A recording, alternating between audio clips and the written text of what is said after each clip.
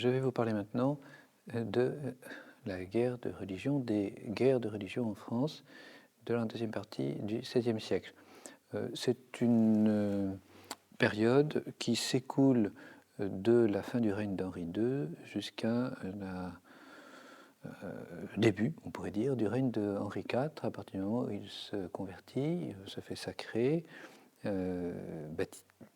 conversion, abjuration, sacre, donc c'est la fin de ces guerres de religion, par la conversion d'Henri de Navarre, qui devient alors vraiment Henri IV, la loi de catholicité étant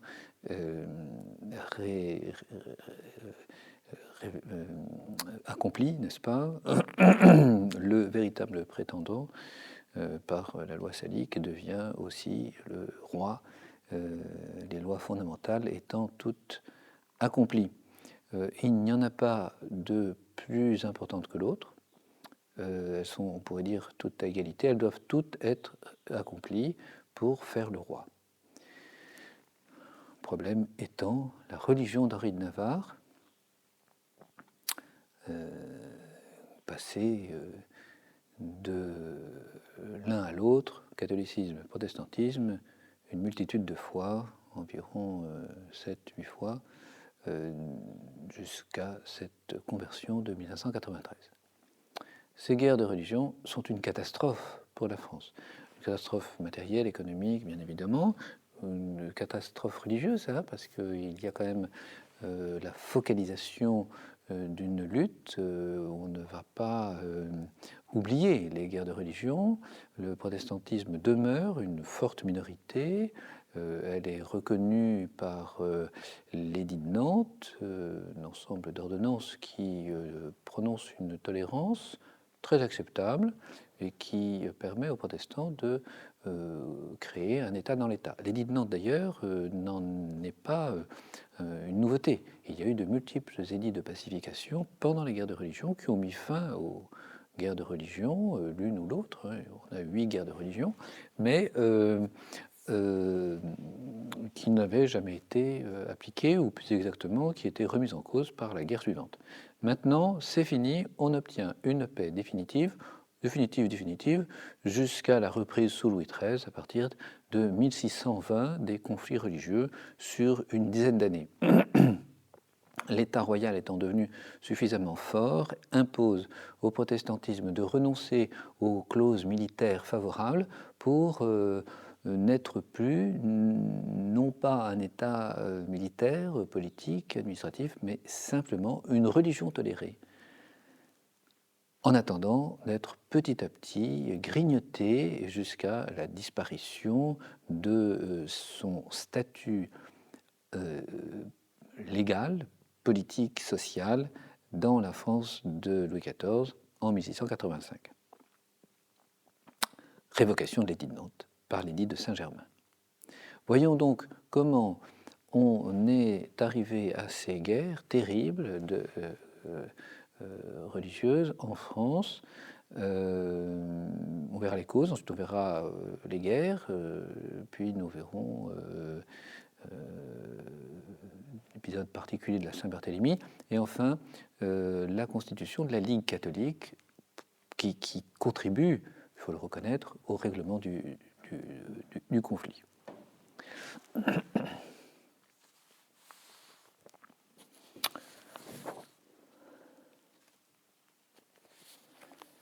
Alors les causes des guerres de religion, on doit reconnaître qu'il s'agit de la faiblesse du pouvoir royal après la mort d'Henri II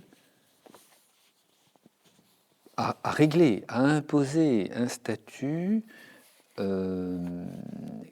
clair, définitif au protestantisme.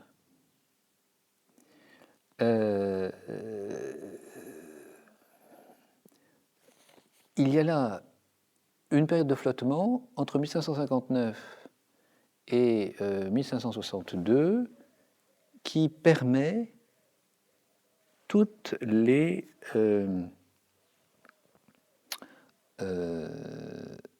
espoirs à cette très forte minorité protestante qui s'est développée à partir de 1540, comme nous l'avons vu, grosso modo.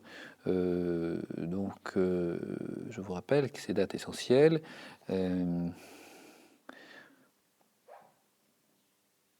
Poursuite par François Ier des malsentants de la foi, 1531. Affaire des placards, 1534. L'institution, le livre majeur de Calvin, en français, 1541. Le remplacement de luthéranisme par calvinisme, 1545.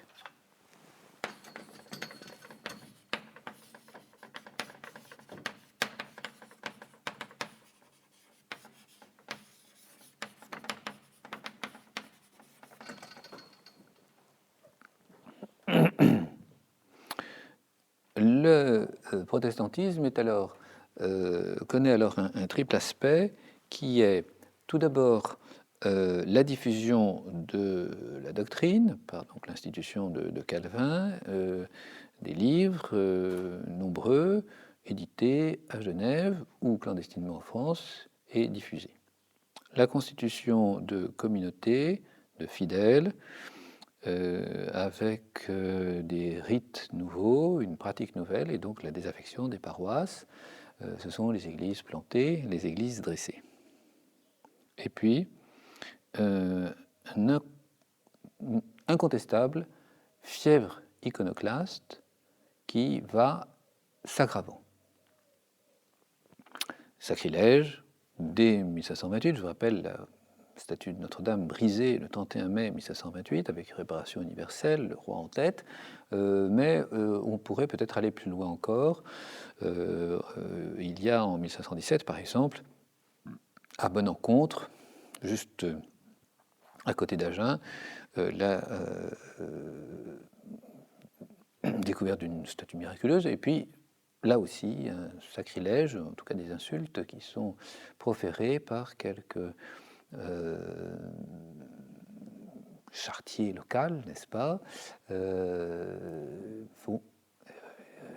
Est-ce une manifestation dès lors, dès maintenant, d'iconoclasme et d'iconoclasme protestant? Pourquoi pas? Donc, en tout cas, ces trois aspects, doctrine, communauté constituée, ou en constitution, et puis, avec toute liturgie, n'est-ce pas? Et puis, les sacrilèges. Ceci allant en augmentation. Parfois lié à des aspects politiques. Par exemple, en 1548, vous avez la révolte en Angoumois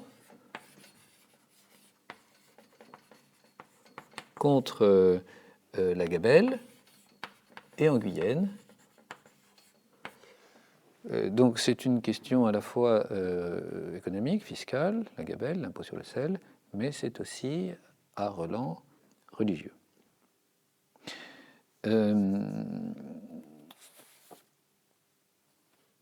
Cette religion se développe dans une clandestinité stricte ou semi-stricte. La répression royale est par éclipse, plus ou moins menée avec succès, tout dépendant de la collaboration des magistrats. Certains étant déjà acquis à l'érasmisme ou au luthéranisme, les édits de persécution ne sont pas appliqués.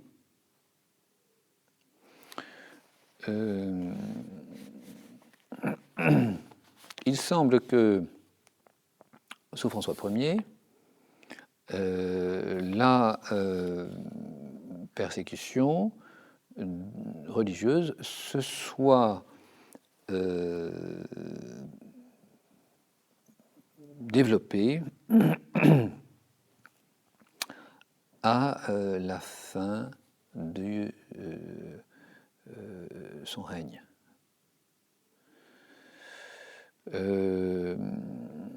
Cette persécution s'adresse non seulement aux protestants, s'applique non seulement aux protestants, mais aussi aux Vaudois.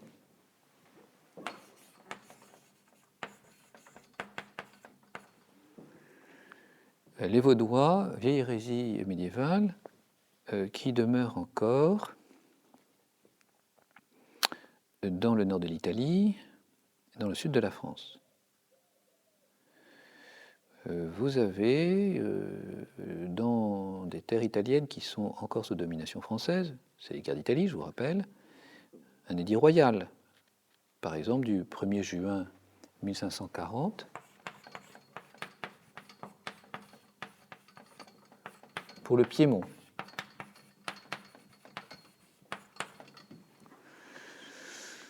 Les Vaudois sont proscrits, il y a 19 condamnations.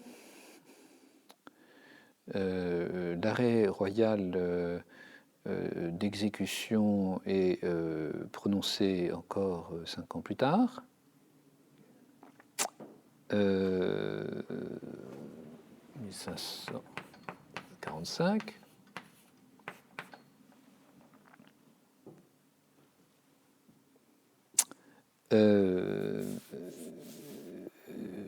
Donc ce qui montre, n'est-ce pas, une véritable proscription des religions non catholiques.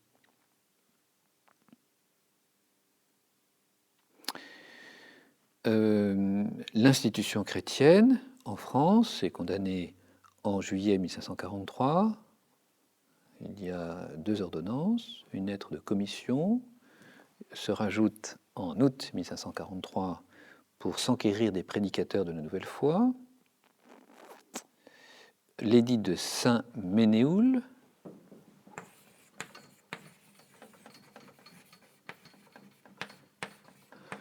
le 20 septembre 1543,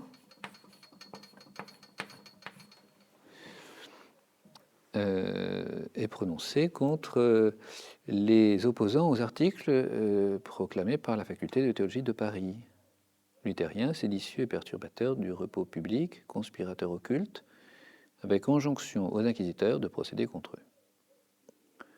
On peut indiquer l'autodafé devant Notre-Dame de Paris de l'institution chrétienne le 14 février 1544.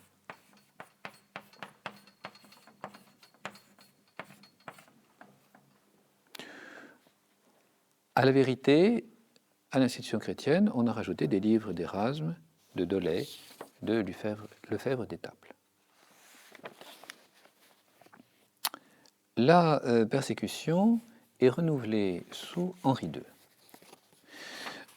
Henri II se trouve entre les protestants et Rome. Il voudrait bien faire du ménage en France et supprimer ce qu'il constate comme étant un danger pour l'unité politique du pays, et aussi religieuse, c'est entendu. Mais en même temps, il est en guerre contre Charles Quint et il a besoin de l'alliance des princes luthériens allemands. Alors il faut arriver à être persécuteur à l'intérieur des frontières et à être allié à l'extérieur. Position inconfortable. Et qui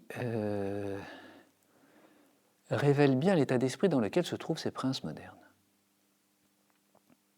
Alors, contre le protestantisme, édit de Blois, 8 octobre 47. Une chambre ardente, la deuxième chambre criminelle du Parlement, se tient pour juger les délits de la religion prétendue réformée. 500 suspects sont arrêtés, 127 élargis, 46 prononcent une amende honorable, 61 sont fustigés et bannis 38 sont brûlés vifs. Donc le ratio est quand même important sur 500 arrêtés. Vous avez 61 plus 38 condamnations, c'est-à-dire une centaine. 61 exils et 38 exécutions comme hérétiques par le feu. Alors, cette chambre ardente ne fonctionne que peu de temps, jusqu'au 19 septembre 1549, en raison de la nécessité de faire alliance avec les luthériens allemands, et puis parce que le clergé catholique n'approuve pas ce qu'il voit comme une usurpation du pouvoir royal sur l'Église, sur le pouvoir de l'Église. Ce sont les officialités qui doivent juger les hérétiques. S'il y a une sédition, les juges royaux jugeront aussi les hérétiques, mais pour des raisons qui sont politiques, pas pour des raisons religieuses. Or là, il s'agit vraiment du fait de religion qui est poursuivi, pourchassé par des agents du roi. Les officialités voient à juste titre un abus de pouvoir. Les juges royaux se réjouissent de cet abus de pouvoir. C'est toute la lutte entre tribunaux d'église et tribunaux du roi. Et ça, c'est une lutte de tous les temps et qui s'accroît au temps moderne. Alors, Henri II est bien obligé de lâcher du lest.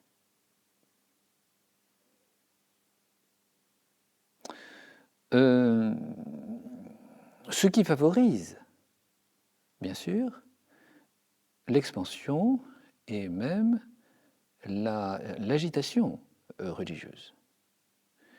On a des troubles à Paris, troubles des étudiants, 1548, janvier 1549. On a des troubles dans l'ensemble des provinces, Guyenne, Angoumois, Saintonge, qui sont des troubles que j'ai signalés à propos de la gabelle, mais qui sont aussi très certainement des troubles en lien avec les questions religieuses.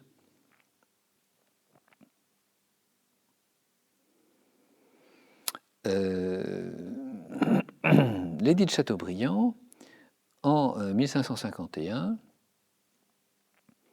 va donc réagir après cette période de tolérance. 46 articles sont prononcés contre le protestantisme que Henri II a constaté se développant.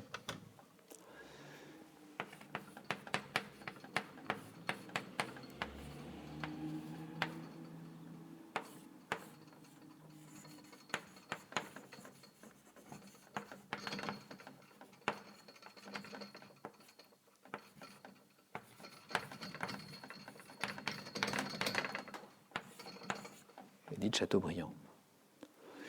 Il n'y a plus d'appel possible.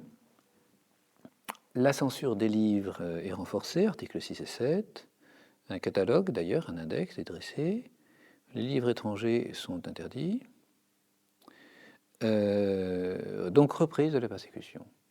Et aussi vite, extinction de la persécution par le traité de Chambord que Henri II passe avec les protestants en 1552. Il s'agit de trouver des alliés contre Charles Quint. Suit le voyage d'Allemagne, Toul, Metz, Verdun.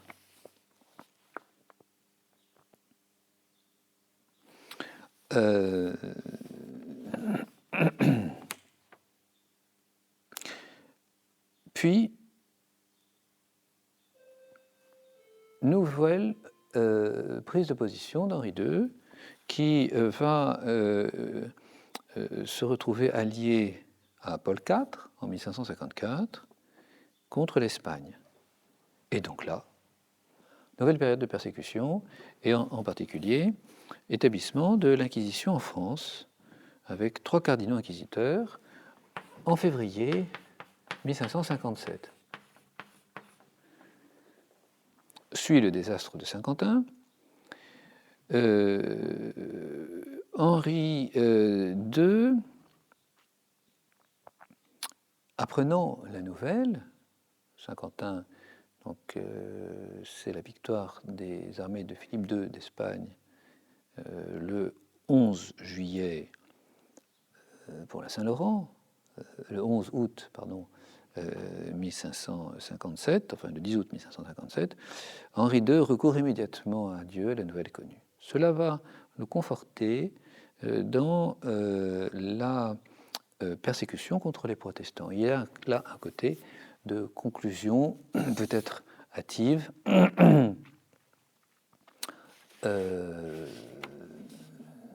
Cette défaite magistrale de l'armée française est due à ce manque de rigueur contre les protestants.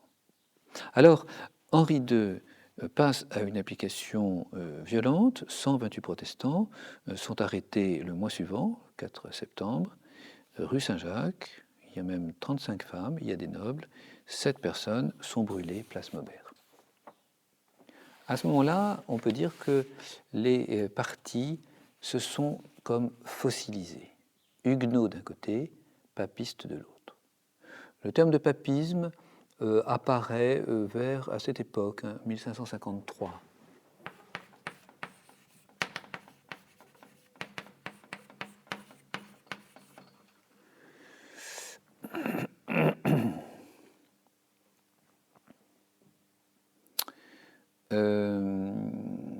Les protestants huguenots sont de plus en plus revendicateurs. Une partie de la noblesse française adhère aux nouvelles religions. Cette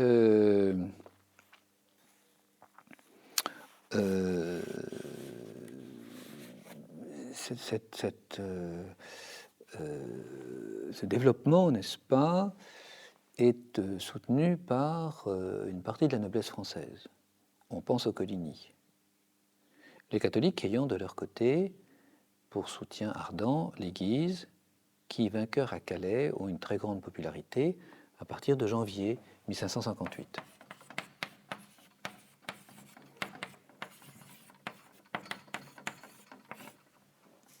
Et donc on voit sur la question religieuse se greffer une question politique, dynastique, nobiliaire.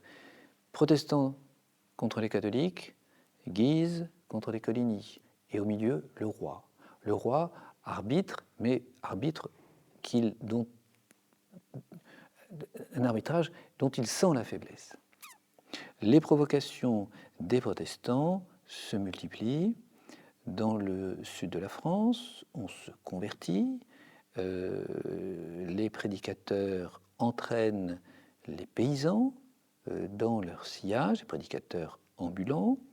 On n'hésite pas à provoquer le pouvoir royal pour montrer sa force. Jusqu'à Paris, entre le 13 et le 19 mai 1558, au Pré-aux-Clercs, les protestants se réunissent en plein air et chantent des psaumes. Il y a là des milliers de personnes qui se retrouvent sous une protection armée. On trouve même les propres cousins du roi, Louis de Condé, Antoine de Bourbon. Ces provocations du Pré-aux-Clercs répondent aux rogations catholiques. Henri II réplique par une ordonnance qui interdit de chanter en groupe à heure intempestive avec des armes. C'est le 18 mai. Un arrêt interdit de fréquenter le Pré-aux-Clercs, le 22 mai. Cela ne décourage pas les protestants. un synode clandestin est tenu en mai 1559 avec des représentants de Genève, pasteurs, anciens. Il s'agit d'imposer la discipline genevoise, doctrine comprise, à la jeune Église huguenote française, aux jeunes communautés huguenotes. Henri II, bien sûr, avant de cette réunion clandestine nationale, et prononce, c'est son quasi dernier acte religieux, le 2 juin 1559, l'édit d'Écouen.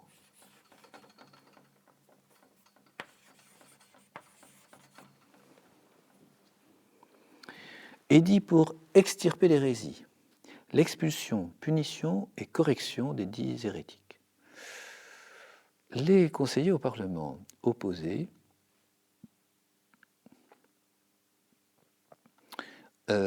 sont arrêtés le 10 juin.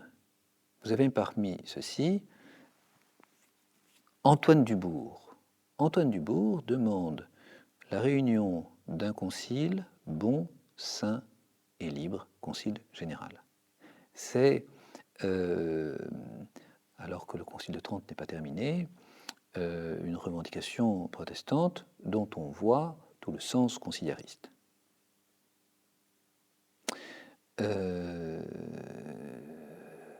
Ce qui ne peut pas être accompli au plan universel le pourrait très bien au plan national. Vint alors, un mois plus tard, la mort violente d'Henri II le 10 juillet. Il est bien conscient qu'il laisse la France dans un état religieux de conflit. Conflit plus que larvé, un conflit déjà en acte. Que mon peuple persiste et demeure faible, ferme dans la foi dans laquelle je meurs, c'est là son dernier souhait. Peut-on poser un jugement sur l'action d'Henri II? D'une façon générale, elle est assez semblable à celle de François Ier. Il prend simplement en compte, à la fin de son règne, que le danger protestant est extrêmement grave, parce qu'il est affirmé, national, et il ne peut qu'aboutir à un conflit à plus ou moins longue échéance. Sauf si le roi arrive à museler par la répression l'extension de l'hérésie et décourager les conversions qui se font, la persévérance dans ces conversions qui se font journellement dans l'ensemble de la société française, des classes sociales françaises. Henri II a donc ouvert les yeux, pourrait-on dire, mais trop tard, ou peut-être le temps ne lui a pas été donné pour appliquer son projet. François II, il laisse 3 fils, François II, Charles IX, Henri III, aucun n'aura de postérité, les 3 sont mineurs, la régence s'impose. François II, tout d'abord, voit le grabuge, c'est le terme qu'il utilise, s'installer en France. On fourbit des armes de part et d'autre. Le roi est assez terne. C'est Catherine de Médicis qui exerce la régence avec Michel de l'Hôpital pour chancelier. C'est un homme optimiste. Il pense que tout peut s'arranger de façon irénique par une union nationale religieuse. Et il convoquera à cet effet le colloque de Poissy. Il y a un côté un petit peu idéaliste chez Michel de l'Hôpital. Et quand je dis un petit peu, c'est un euphémisme. En fait, il est beaucoup plus préoccupé par l'opposition des grands entre eux. François de Guise, Charles de Guise, l'oncle du duc François, la maison de Lorraine et de Guise, c'est-à-dire la même, c'est le parti catholique. Le parti protestant, Antoine de Bourbon, roi de Navarre, l'amiral de Coligny, Louis, prince de Condé. Il s'agite. Vous avez même une conjuration qui est mise sur pied en 1560 pour enlever les Guises et faire pression sur le roi. Elle est éventée. Les protestants sont désignés comme responsables de cette conjuration d'Amboise. Loin de faire amende honorable, cet événement encourage la prise des armes dans le Dauphiné et dans le sud-est. Catherine de Médicis, le chancelier, propose alors la réunion des États généraux à Orléans pour éviter une répression, pour obtenir une espèce d'union sacrée autour de la table de discussion. Trois protestants les trois protestants dont on parlait, les trois grands, ont trois possibilités. Venir seul, c'est dangereux. Ne pas venir, c'est reconnaître ses fautes. Venir armé, c'est provoquer. Ils viendront seuls et ils seront mis au banc des accusés. Donc, cela signifie quoi? Eh bien, cela signifie que la France et les institutions françaises, en tout cas les institutions populaires, comme le sont les États généraux, sont animées par un esprit catholique franchement anti-protestant. Et qu'il y a là un terrain propice à un enflammement général de la France pour des questions religieuses.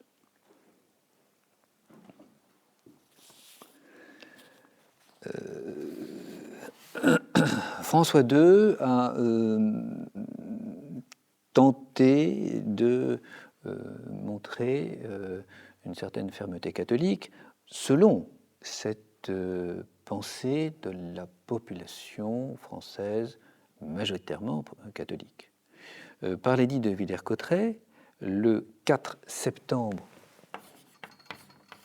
1559, il a prononcé la destruction des temples. Il a fait exécuter Antoine Dubourg. Il a donné un certain accord aux Guises. Mais il y a dans la noblesse un grand mécontentement. La guerre vient de se terminer en Italie. Une bonne partie de l'armée se trouve licenciée. Ces gens qui ne savent rien faire d'autre que la guerre, qui ne touchent plus de soldes, sont un terrain, un terreau tout à fait favorable à ce mécontentement à base religieuse. La noblesse, privée de pension, va aussi se trouver rejetée vers le camp protestant. Montluc l'exprime bien, les soldats ne savaient métier aucun. Les pasteurs leur proposaient richesse et paradis. Alors, cela ne peut qu'encourager des conversions plus ou moins politiques, plus ou moins économiques, peut-être religieuses aussi, à un protestantisme dont on espère bien qu'il va passer à l'insurrection. Et c'est pour cela qu'à partir de 1560, une crise iconoclaste grave commence à se généraliser.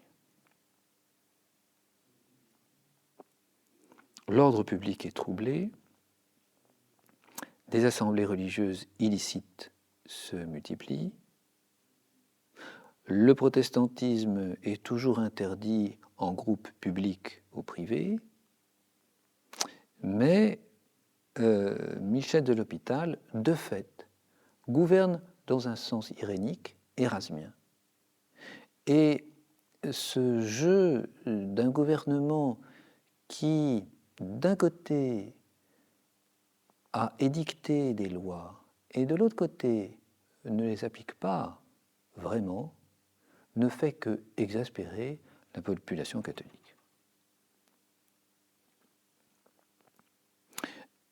En mars 1560, Michel de l'Hôpital va prononcer une amnistie pour tous. Personne ne sera inquiété pour sa foi, sauf les conjurés d'Amboise qui ont été reconnus comme tels.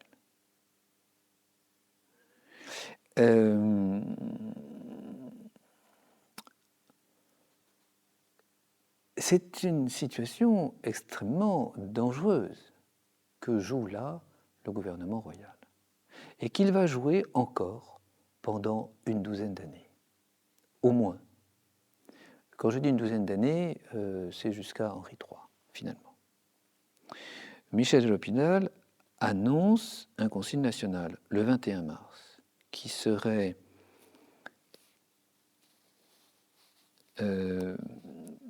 propice à doucement réconcilier à cette union de l'Église.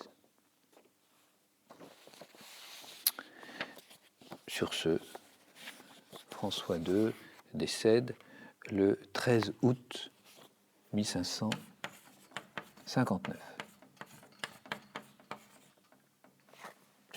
Pardon.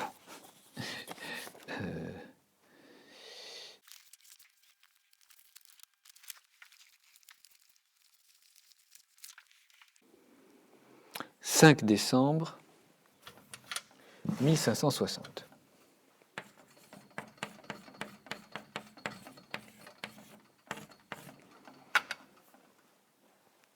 Il a 18 ans quand il décède.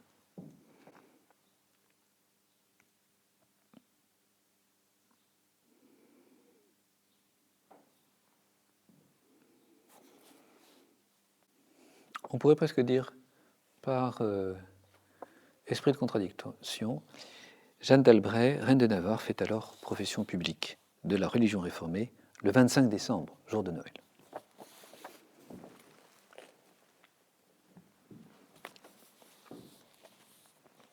Charles IX succède à son frère, il a 10 ans, c'est donc la régence de Catherine de Médicis qui, en quelque sorte, se continue, même si auparavant c'était François II qui régnait, il n'avait pas la véritable disposition du pouvoir. Catherine de Médicis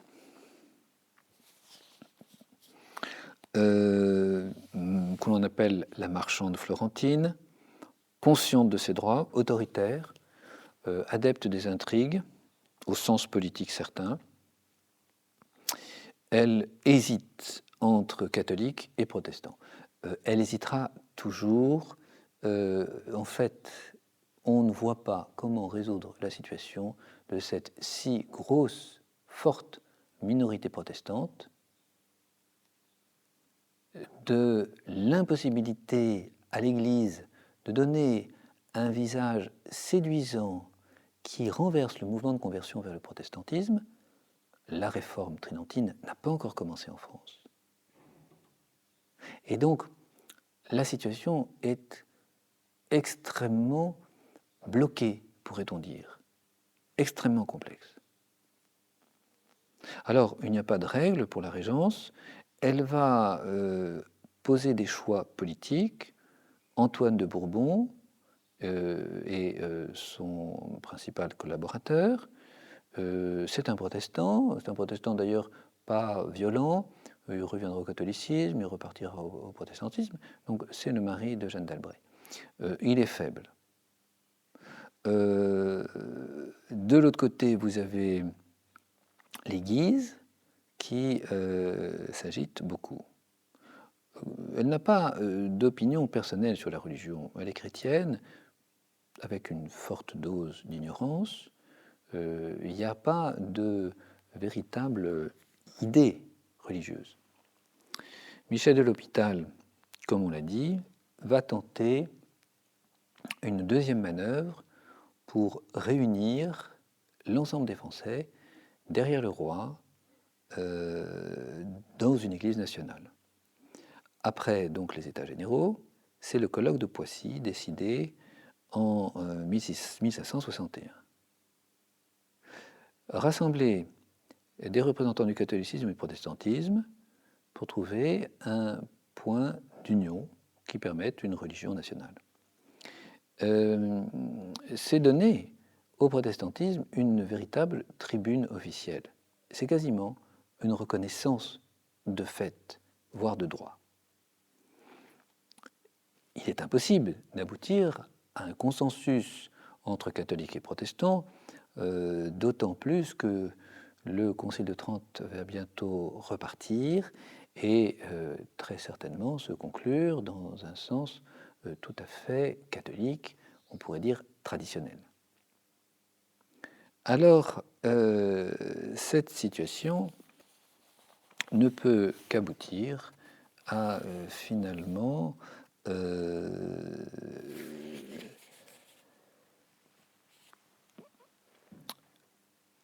décourager, décevoir catholiques et protestants et laisser libre cours à l'agitation politique, iconoclaste et ensuite militaire.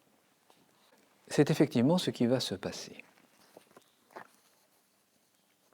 On peut dire que les guerres de religion commencent non pas en 1562 avec le massacre de Vassy, c'est un événement pratique pour simplifier les choses, mais donner un point d'origine qui ne correspond pas à la réalité. Les guerres de religion, elles ont commencé bien avant, dès le mois de mars 1560, dans le Midi, lorsque se sont dressées de véritables républiques protestantes indépendantistes. Le Midi est une terre de consulats municipaux. C'est une terre tampon d'échanges constants entre l'Italie et l'Espagne. On y trouve beaucoup d'expulsés, des maranes, des morisques, des hommes qui sont favorables au commerce et à la prospérité matérielle, mais aussi qui sont d'idées religieuses tout à fait approximatives. Il y a aussi une forte présence de pédagogues dans les collèges qui n'ont plus la foi catholique. Autant vous pouvez avoir des collèges très catholiques, fervents, par exemple le collège d'Auch, fondé par François de Tournon en 1543 contre les idées nouvelles. Ce sera l'œuvre des collèges jésuites. Mais les collèges jésuites ne se fondent qu'après 1560.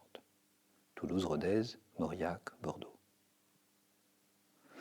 Autant, alors, vous avez ces collèges anciens, ces collèges municipaux, qui, eux, pour le coup, se trouvent être grandement foyers d'hérésie. Nîmes, par exemple, qui a un collège depuis 1534 et une université depuis 1539, Libourne, Bordeaux, La Rochelle. On se rend compte que ce sont là des foyers intellectuels de l'hérésie protestante. Les parlements locaux ont activement agi contre ces foyers. Toulouse, par exemple, entre 1540 et 1548, a prononcé 200 procès et 18 exécutions. Aix, entre 1532 et 1538, 400 procès. Bon, c'est vrai, 93% ont frappé des Vaudois plus que des protestants. Mais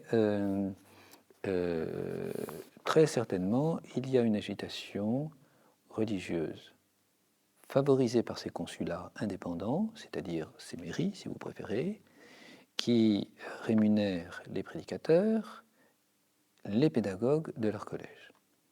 Il y a ces pasteurs qui sillonnent la région. Avant 1558, 88 pasteurs, venant de Genève pour la majeure partie, ont semé en Guyenne, dans le Béarn, en Gascogne, les nouvelles doctrines. Enfin, vous avez la protection des grands, donc on a parlé, Antoine de Bourbon et Jeanne d'Albret, mais aussi Claude de Narbonne, baron de Fougères, Jean de Crussol, qui soutiennent ce mouvement protestant. Et les prédicateurs tolérés, des tribunaux qui agissent, mais pas de façon toujours suivie, voilà comment le protestantisme sent que dans le Sud, le pouvoir politique et religieux est à sa portée. Nous avons ce témoignage qui est daté du 2 décembre 1559 de Thomas Perrenot de Chantonnay, ambassadeur d'Espagne, à Philippe II. Les juges ordinaires sont plus infestés que les accusés qui, au besoin, pourraient leur dire « Nous avons suivi votre exemple à propos de la religion ». Et du coup, dès 1560, nous avons des bandes armées jusqu'à 1500, voire 2000 hommes, grossis par cette armée qui a été limogée depuis la fin des guerres d'Italie, qui se promènent en Guyenne et rançonnent les habitants, imposent la nouvelle religion. C'est une situation explosive. Par exemple, Toulouse, la ville catholique, au carême 1561, se trouve encerclée par des villages protestants, Castres, Revel, Lavore, Gaillac, Rabastens, Montauban, et en état d'affrontement civil. 4000 protestants sont là comme assiégeant la ville, les étudiants de l'intérieur contribuant à un désordre. On peut même parler d'insurrections étudiantes qui vont se poursuivre en 1562 jusqu'en 1567. Les consistoires, c'est-à-dire les églises protestantes, encadrent les paysans en opposition à leurs seigneurs. Il y a là une fureur anabaptiste. Ainsi, à Montségur, en février 1560, une commune est érigée, proclamée par quasi tous de la religion, dit Théodore de Bèze. Catherine de Médicis pardonnera par édit le 11 mars 1560. En 1561, le 23 novembre, le seigneur de Fumel se trouve être assassiné. C'est un acte très important.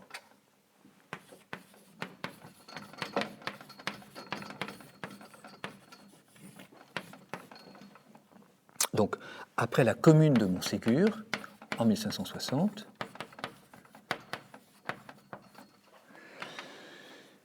il faut tout tuer et que la race s'en perde, disent les protestants, en mettant à mort le seigneur de Fumel.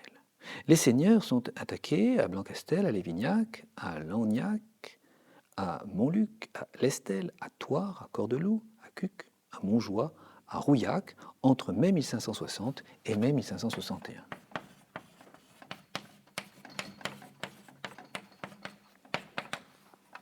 La guerre est vraiment commencée à ce moment-là.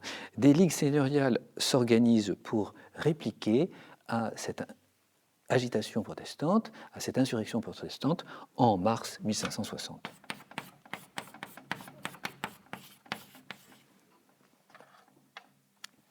« 1562, pardon. À cause des insolents scandales et contentements que les paysans du dit pays leur ont fait depuis un an en deçà. Ce ne sont pas de simples jacqueries parce que, à la base, il y a une prédication religieuse. On promet aux gens du peuple que bientôt il sera délivré des impôts et des redevances qu'il paie au Seigneur. C'est là Boisnormand et Théodore de Bèze qui ont cette prédication comme un éraque. Et vous avez ce fameux livre de Théodore de Bèze, dont on a déjà parlé, Traité de l'autorité du magistrat, qui est daté de 1554 et qui permet à l'inférieur une révolte contre le supérieur pour la pureté de la religion. Donc nous sommes bien avec des revendications sociales, mais à base religieuse. Alors, la mainmise des protestants sur les consulats, Nîmes par exemple, en novembre 1561, c'est une ville importante.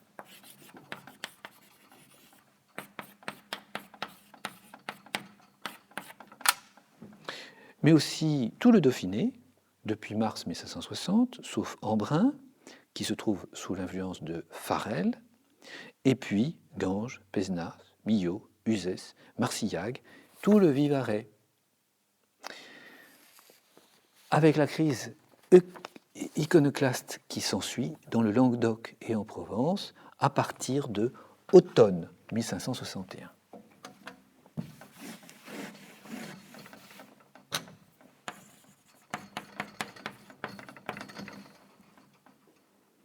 En Provence, à partir de mai 1560.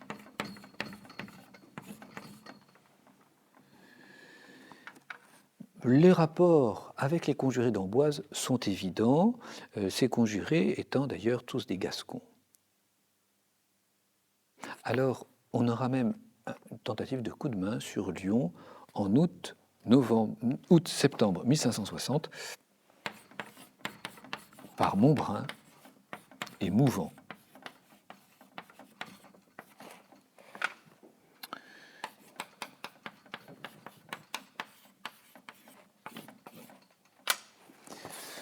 Donc nous sommes vraiment dans une situation de guerre civile, de guerre religieuse, et le massacre de Vassy, qui n'a d'ailleurs fait que quelques dizaines de morts de chaque côté à égalité, ne change pas grand-chose, hein, donc mars 1562, n'apporte pas quelque chose de nouveau à une situation qui est dès maintenant extrêmement compromise. Nous sommes déjà partis en guerre civile, religieuse, dans le sud de la France, dans tout le sud et le sud-ouest de la France. Ça ne fait, avec le massacre de Vassy, que s'étendre dans le nord, mais ça n'est pas quelque chose de véritablement nouveau. Les causes des guerres de religion étant là depuis plus de 25 ans, il était normal qu'ils aboutissent aux effets. Alors commence la première guerre officielle de religion, et c'est ce que nous verrons la prochaine fois.